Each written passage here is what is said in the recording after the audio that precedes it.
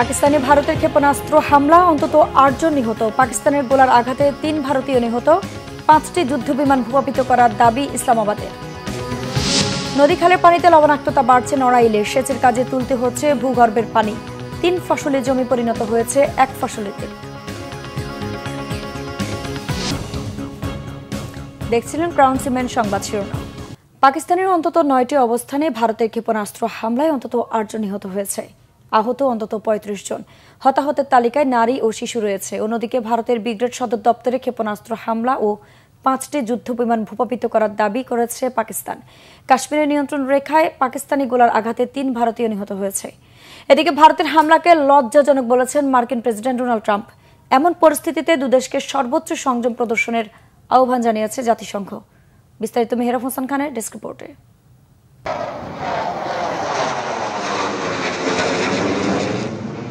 ভারত পাকিস্তান পাল্টাপাল্টি উস্কানিমূলক আচরণে এমন পরিণতির আশঙ্কাই ছিল জনমনে। এবার গুঞ্জনকে বাস্তবে রূপ দিয়ে বসল ভারত। এতে শুধু পাকিস্তানেরই ক্ষয়ক্ষতি আর প্রাণহানি হয়নি, পাল্টা হামলায় আক্রান্ত হয়েছে ভারতও। জম্মু কাশ্মীরের পেহেলগাঁওয়ে সন্ত্রাসী হামলার পর থেকেই দুদেশের হুমকি আর মহড়া সংঘর্ষের দিকে মোড় নেয়। বিশ্ব নেতারা আক্ষেপ প্রকাশ করে সর্বোচ্চ সংযমের আহ্বান জানালেও শুনবেন কি দুই দেশের রাষ্ট্রপ্রধান আর সামরিক কর্মকর্তারা?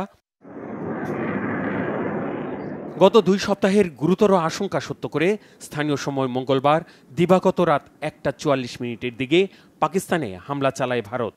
অপারেশন সিঁদুরের আওতায় পাকিস্তানে ক্ষেপণাস্ত্র হামলায় স্থলন, নৌ, বিমান বাহিনী একযোগে অংশ নিয়েছে বলে জানিয়েছে ভারতের সেনা সদর। ভারতের পক্ষ থেকে দাবি করা হয়েছে, বেসামরিক মানুষের ক্ষয়ক্ষতি আমলে নিয়ে হামলার লক্ষ্যবস্তু ছিল মূলত তেহরিকি তালেবান পাকিস্তান সহ জঙ্গি ও সন্ত্রাসীদের ঘাঁটি।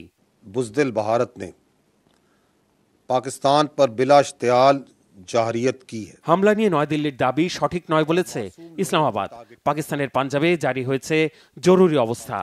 পাল্টা হামলায় ভারতের অন্তত ৫টি যুদ্ধবিমান ভূপাতিত করার দাবি করেছে পাকিস্তানের সেনা সদর। বলা হয়েছে ভারতের ৩টি রাফাল, একটি সুখোই 30 আর একটি মিগ-29 ভূপাতিত করা হয়েছে। হামলা হয়েছে ভারতের একটি ব্রিগেড সদর দপ্তর আর নিয়ন্ত্রণ রেখার নিরাপত্তা চৌকিতে। সেনা সদরের দাবি, ভারত জঙ্গি অবস্থানে হামলার কথা বললেও ক্ষতিগ্রস্ত হয়েছে একাধিক মসজিদ সহ বেসামরিক স্থাপনা। আজাদ কাশ্মীরের মুজাফফরাবাদ ও পাঞ্জাবের কোটলি, ভাওয়ালপুর সহ একাধিক স্থানে হতাহতের মধ্যে নারী ও শিশু রয়েছে। এই হামলাকে কাপুরুষোচিত বলে জাতীয় নিরাপত্তা পরিষদের জরুরি বৈঠক ডেকেছেন পাকিস্তানের প্রধানমন্ত্রী শাহবাজ শরীফ। জনগণকে আশ্বস্ত করে এক্স হ্যান্ডেলে বলেছেন, বিনা উস্কানিতে চালানো ভারতের এই হামলার যথাযথ জবাব দেয়া হচ্ছে। দেশবাসী পাকিস্তান সেনাবাহিনীর সাথে আছে। ভারতের এই হামলাকে লজ্জাজনক বলে প্রতিক্রিয়া দিয়েছেন মার্কিন প্রেসিডেন্ট ডোনাল্ড ট্রাম্প। দ্রুততম সময়ে এই সহিংসতা থামবে বলে আশাবাদ জানিয়েছেন তিনি।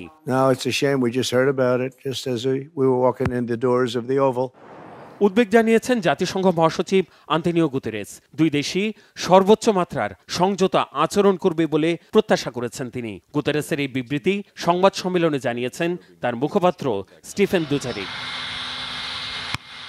পাল্টাপাল্টি হামলার সরাসরি প্রভাব পড়েছে ভারতের আকাশ ব্যবহার করা দেশি বিদেশি বিমান পরিবহন সংস্থাগুলোর উপর। জম্মু, শ্রীনগর, লেহ, যোধপুর, অমৃতসর, ভুজ, জামনগর, চণ্ডীগড় আর রাজকোটে বিমানের ওঠানামা বন্ধ করে ফ্লাইটগুলোকে ঘুরিয়ে দেওয়া হয়েছে। যাত্রী ভোগান্তির জন্য আগেভাগেই নোটিশ দিয়েছে স্পাইসজেট, ইন্ডিগোর মতো একাধিক বিমান পরিবহন সংস্থা। মেহরাব হোসাইন খান, বাংলা ভিশন, নিউজ ডেস্ক। উপকূলীয় এলাকা না হলেও নড়াইলের নদী ও খালের পানিতে প্রতি বছরই বাড়ছে লবণাক্ততা। সেচ কাজে এ পানি ব্যবহার করতে না পেরে বাধ্য হয়ে ভূগর্ভের পানি তুলতে হচ্ছে প্রান্তিক কৃষকদের। এতে উৎপাদন খরচ বাড়ছে দ্বিগুণেরও বেশি। লবণাক্ততার কারণে ৫,০০০ একর ৩ ফসলি জমি পরিণত হয়েছে ১ ফসলি জমিতে। নড়াইল প্রতিনিধি তারিকুজ্জামান লিটুর রিপোর্ট। লবণাক্ততা বেড়েছে নড়াইলের চিত্রা, নবগঙ্গা ও আফরা নদীর পানিতে। এতে সেচের অনুপযোগী হয়ে পড়েছে বিভিন্ন খাল, বিল ও জলাশয়ের পানি।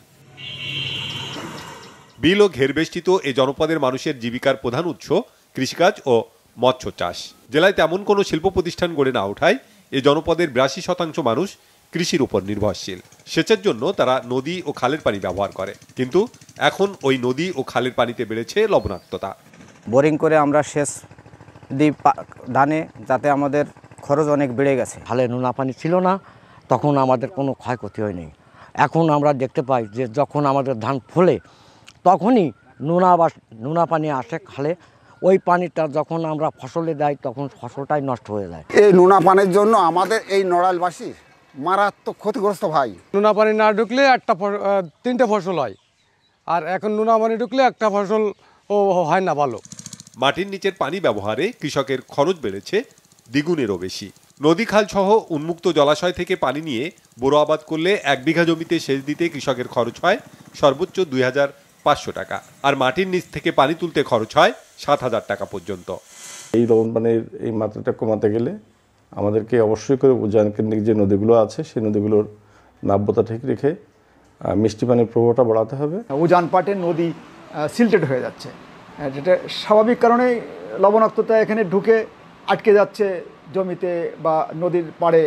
এটাই আবার কিন্তু কৃষক ব্যবহার করছে। মাটির নিচের পানির উপর নির্ভরতায় কৃষক ঝুঁকির মধ্যে পড়বে বলে মনে করেন বিএডিসির কর্মকর্তা। গ্রাউন্ডের পানির লেভেলটা কমে যাচ্ছে। আমাদের সাধারণত যে পরিমাণে রিচার্জ হওয়া উচিত প্রত্যেক বছর, বৃষ্টিপাতের পরিমাণ কম হওয়ার কারণে আমাদের রিচার্জটা সেই পরিমাণে হচ্ছে না। তো আলটিমেটলি দেখা যাচ্ছে আস্তে আস্তে আমাদের গ্রাউন্ড ওয়াটারের লেভেলটা কমে যাচ্ছে। কৃষকদের জন্য এমনকি আমাদের স্বাভাবিক মানুষের পানি ব্যবহারের জন্যও অনেক ক্ষতি হবে। সমস্যা থেকে উত্তরণে লবণ সহিষ্ণু জাতের ফসল উৎপাদনে কৃষকের পরামর্শ দিচ্ছে কৃষি বিভাগ। যে সকল ফসল সহজেই লো লিফট পাম্পের মাধ্যমে সেচ কার্যক্রম করা যায়, নদীয় খাল থেকে সুপেয় মিষ্টি পানি নিয়ে সহজে সেচ কার্যক্রম সহায়তা করতে পারে, এ বিষয়ে কৃষি সম্প্রসারণ অধিদপ্তর বিভিন্ন সময় পরামর্শ দিয়ে যাচ্ছে। যে সকল ফসল আসলে টিকে থাকতে পারে এই লবণাক্ততার মাত্রায়, সেই ফসলগুলো আমরা চাষে উদ্বুদ্ধ করছি। বিশেষত সূর্যমুখী বা অল্প পানি লাগে যে ফসলগুলো, বিশেষত ভুট্টা, গম, এই চাষগুলোতে আমরা তাদেরকে উদ্বুদ্ধ করছি। পানিতে লবণের মাত্রা 0.75 ডিএস এর বেশি হলে সেচের অনুপযোগী ধরা হয়। নড়াইলের বিভিন্ন এলাকায় নদী ও খালের পানিতে লবণাক্ততার মাত্রা 1.75 ডিএস পর্যন্ত দেখতে পেয়েছে কৃষি বিভাগ। Banglavision news desk. ছিল এখনকার মতো, পরের সংবাদ বেলা 11টায়। এছাড়া বাংলাভিশন সংবাদ ও সংবাদ সংশ্লিষ্ট অনুষ্ঠান দেখতে ভিজিট করুন www.bvnews24.com ও facebook.com/বাংলাভিশন নিউজে এবং সাবস্ক্রাইব করুন youtube.com/বাংলাভিশন নিউজ। ধন্যবাদ।